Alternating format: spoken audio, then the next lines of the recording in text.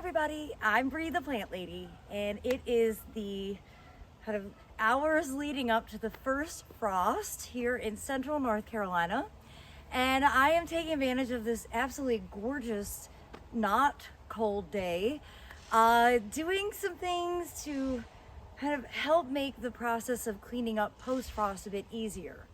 But today my first priority is to get the other side of the wall replanted. And I had this brilliant moment where I was like, well, why don't I dig up all the broccoli that the deer are eating out in the garden, move it to the wall, and then cover the wall with remay so that the deer can't access it, so that maybe I'll be able to salvage something of a harvest. So I'm gonna go ahead and get started. The back side of the wall is all annuals that will die with tonight's frost. So much easier to yank them out now while they aren't bush. And well, fingers crossed, this will actually be able to make it so I have something to harvest. So as you can see, this side of the wall is doing great. The deer hadn't discovered that they could walk on concrete. We did move the wall down here to provide some screening on the greenhouse patio. And you can see that the broccoli in the aeroponics tower, the tower garden, is also doing really, really well. So my plan is that I'm gonna not only get the wall replanted, but I'm gonna spray everything with deer spray because I'm gonna be gone for the rest of the week. And then I'm gonna cover with remay as sort of a double protection because I'd really like to be able to harvest some of this broccoli and eat it myself. So I'm just gonna put it on time lapse and get that side cleaned up, show you the transplant process, and one thing will be off my to-do list.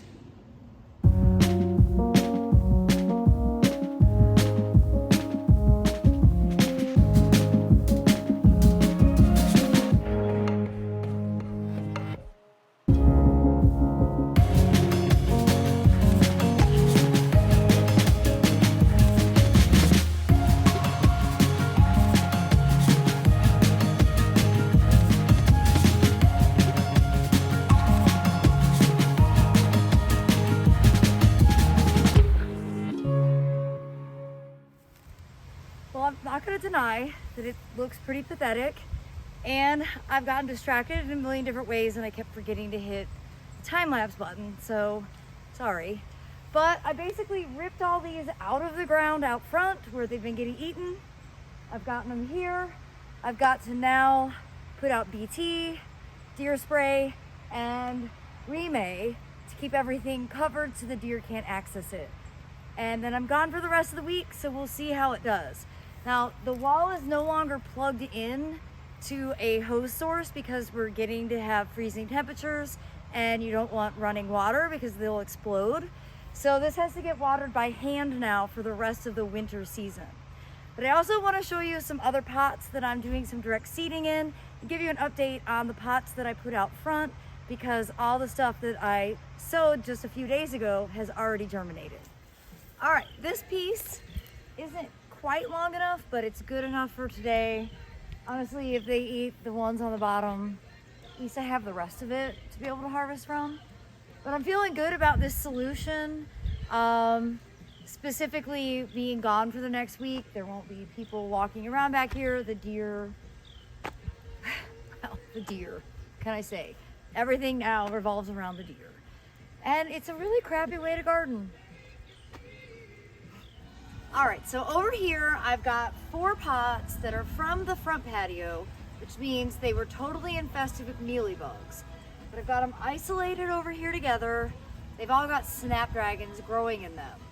Now, traditionally, I haven't had a lot of success with transplanting large, well-established snapdragons. Like, the root system just sort of breaks apart. So I didn't want to ruin them because I think they will actually make it through the winter season. But the pots need some fresh soil, so I'm just gonna go ahead and basically top dress each one of these by just putting in some fresh veggie mix. And then I am going to seed. I have arugula, Swiss chard, and gourmet blend lettuce mix. So I'm just gonna basically do just that. Add a couple inches or maybe 2 inches of veggie mix and then literally just scatter the seed on top.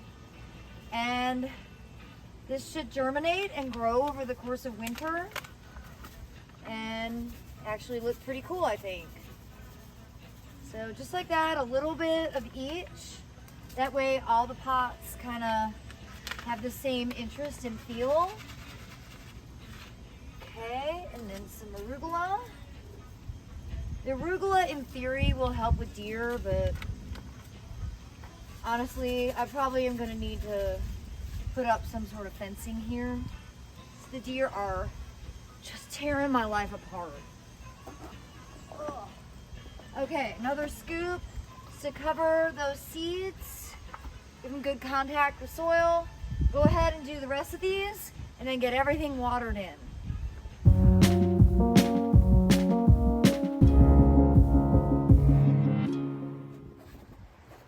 So I have one more pot that I need to go ahead and plant. And you can see I have more ripped out brassicas with the hopes that the deer aren't gonna eat them. And I took your advice. Someone very kindly said maybe put 2 tomato cages together so it makes less of an opening. And I've done that here. So I'm taking your advice, fingers crossed. And the really exciting thing is the ones that I did just a few days ago, all the spicy mixed greens are already germinating. So I'm basically just gonna add more veggie mix into this pot, get it replanted, and then overseed it so all of these pots match. And then I'm gonna water. I am going to unscrew the hose from the house because you don't want any pressure left because we are going to be freezing tonight, even though it doesn't feel like it at the moment.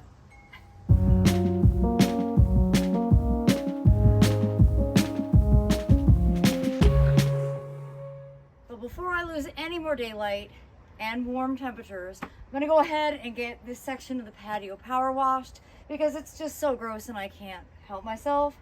And I'm really excited to be able to have this more open for the winter, sit out here and drink coffee, basically lizard in the sunshine because this patio gets so nice and warm because it's eastern exposure. It's east and south.